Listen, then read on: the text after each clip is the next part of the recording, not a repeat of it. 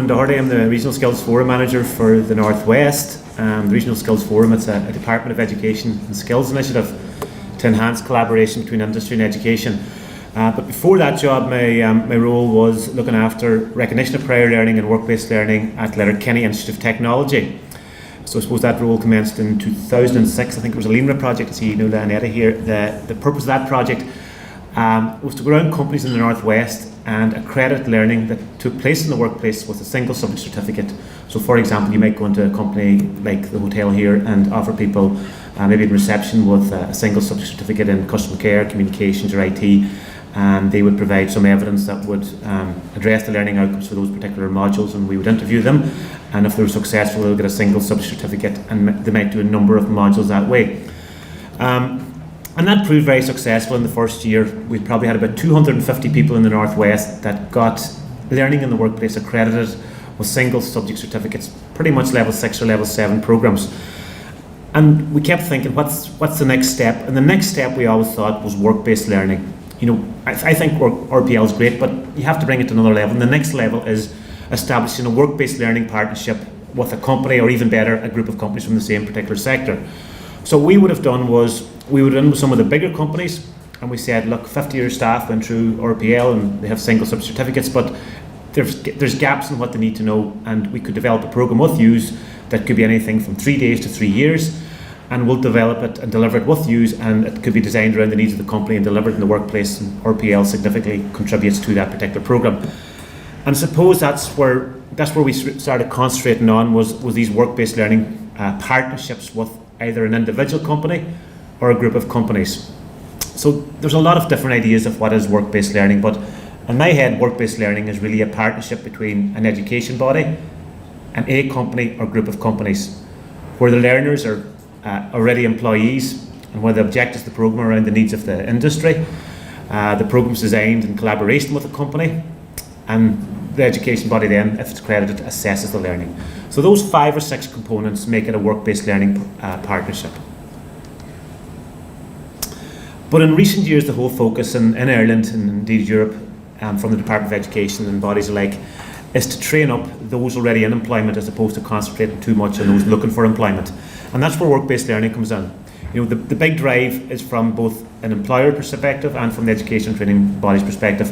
If you look at why work-based learning is getting more popular, if you look around the 4 or 5 different circles there, number 1 is probably recruitment and retention issues with industry. Employers know that to recruit and to retain the best employees, they need to provide education and training opportunities, and one way of doing that is through work-based learning. Number 2 is, because we're in a knowledge economy, industries need to upskill now more than ever. And again, work-based learning can be an economic and fast-track way of getting people qualifications. But it's also very important for companies to say that 75% of their staff or 60% of their staff have a 3rd level qualification, and that's what work-based learning can do. They can win new contracts. There's also additional pressure in recent years from government, from education bodies, to put pressure on ETBs and higher education institutes to engage more with industry to develop and deliver work-based learning partnerships, and there's financial incentives for that to happen as well. So the focus on work-based learning is becoming increasingly apparent in recent years. Slightly related to the earlier one is that employees are more ambitious now than ever. They're not just attracted to a new job for money, for financial reasons, but they want to work in a company where there's opportunities to progress in that particular company, and they want to do work-based learning programs like apprenticeship programs, like traineeship programs, but like upskilling programs designed bespoke for a particular company or for a particular sector. And there's also a number of new emerging roles and emerging technologies out there that require training.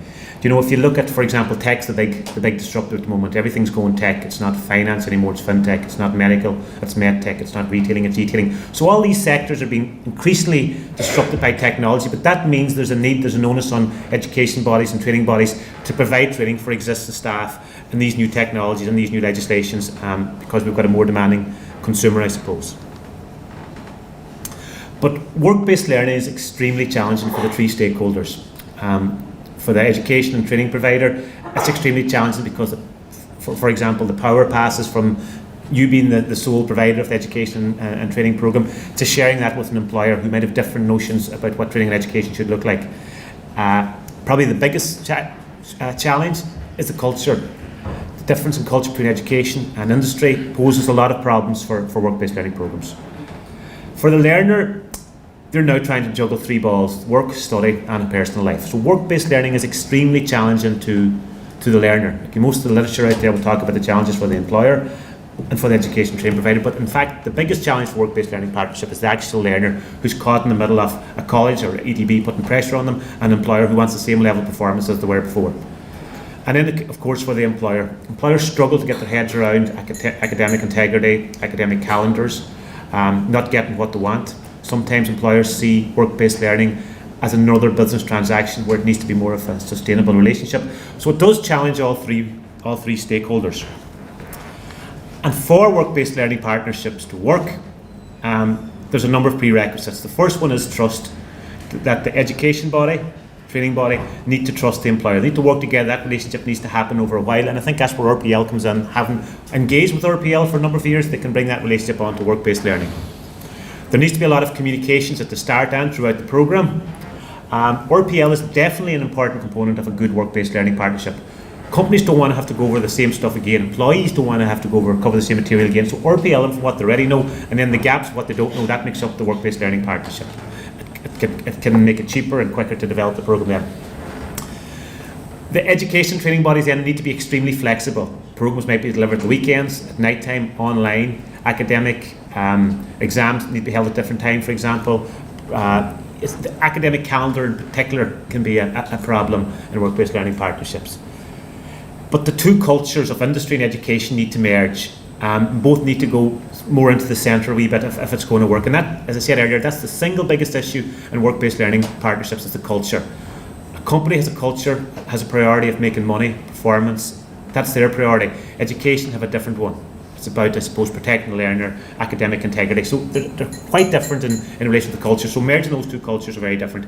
And I think another prerequisite is having a dedicated person in the education training body whose sole purpose is to manage work-based learning partnership, as opposed to having some guy or some girl who's an hour here, an hour there. That doesn't work. You need a strategically important unit within your organisation to manage work-based learning, and there needs to be a dedicated person put in charge of that. So folks, that's it. I know we'll rush through that very quick, but thanks very much.